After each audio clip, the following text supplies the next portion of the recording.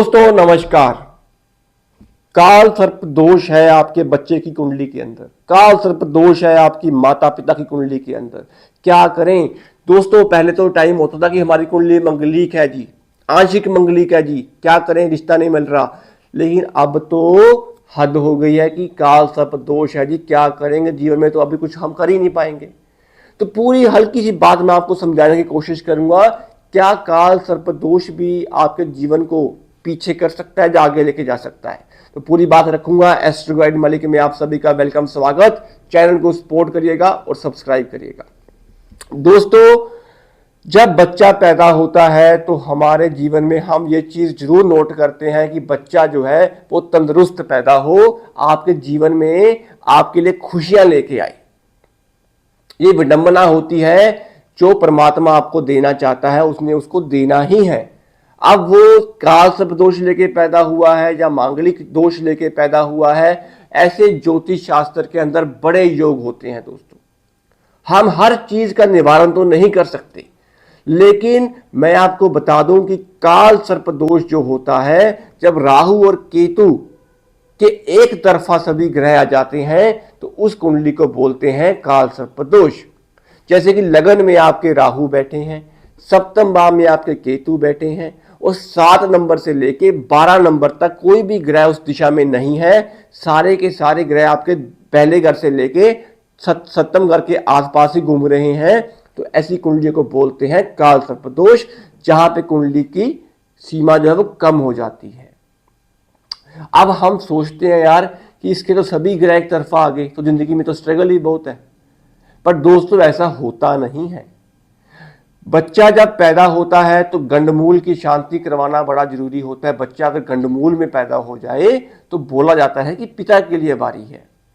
गंडमूल में क्या होता है दोस्तों कि सूर्य कहीं ना कहीं थोड़ा सा वीक चला जाता है, और जिन कुंडलियों में सूर्य नीच होता है या वीक होता है तो पिता के लिए बच्चा कष्टकारी बन जाता है। तो हम बचपन में ही 1 साल 2 साल उसके बर्थडे के आसपास कहीं ना कहीं गंडमूल की शांति करवा देते हैं, लेकिन जीवन तो निर्वाह वो भी करता है दोस्तों। मेरा खुद का मानना यह है कि काल सर्पदोष हो, गंडमूल हो, या कोई नक्षत्र आपका खराब हो रहा हो या लगन खराब हो रहा हो, सबसे बड़ा रोल होता है आपकी दशा का। जीवन में आपको दशा कौन सी लगी है?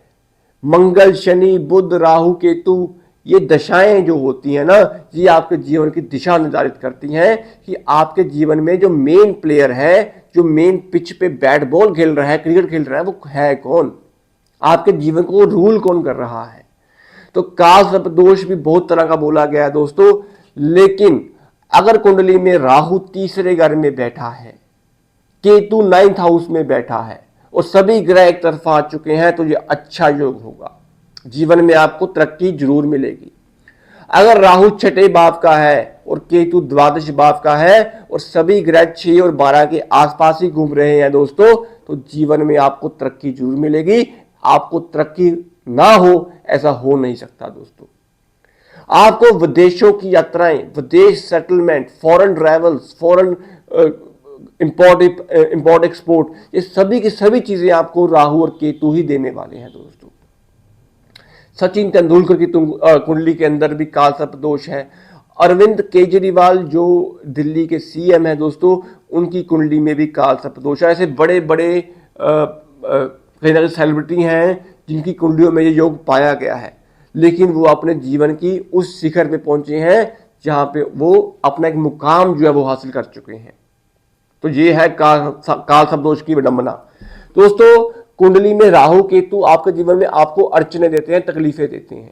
तो बच्चा अगर आपका काल सर्प दोष में पैदा हुआ है तो उसकी शांति पाठ होता है जब बच्चे का पहला बर्थडे आता है, जब दूसरा बर्थडे आता है दोस्तों, तो आपको काल सर्प दोष की शांति किसी भी ब्राह्मण से जो है वो करवानी जो है वो जरूर चाहिए। और गले में चांदी की चैन बच्चे के गले में डलवानी जो है वो बड़ी निश्चित होती है, आप डलवा सकते हैं।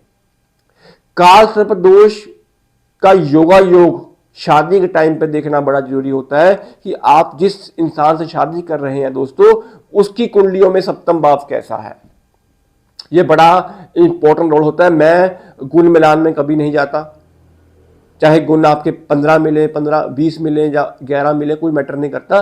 लेकिन कुंडली में दम होना चाहिए कि जो आपका जीवन साथी बनने वाला है, क्या उसकी कुंडली में सप्तम भाव अच्छा है, क्या उसकी कुंडलियों में बृहस्पति शुक्र अच्छे बैठे हुए हैं, तो जीवन आपका अच्छा निकल जाएगा।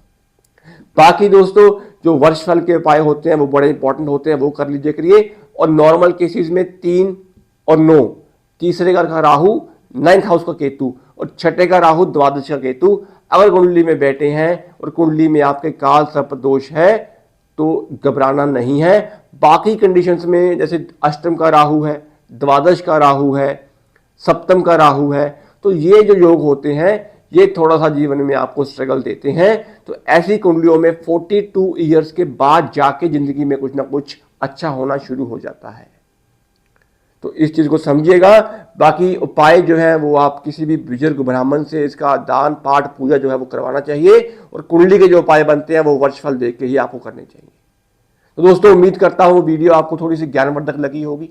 अगर आपको वीडियो समझ आई हो, ज्ञानवर्धक लगी हो, तो चैनल को सपोर्ट कर दीजिएगा, सब्सक्राइब कर दीजिएगा। ऐसे ही कंटेंट टॉपिक्स आपके लिए हम बनाते रहते हैं दोस्तों।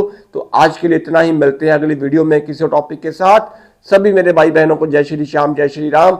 अपना ध्यान रखिएगा।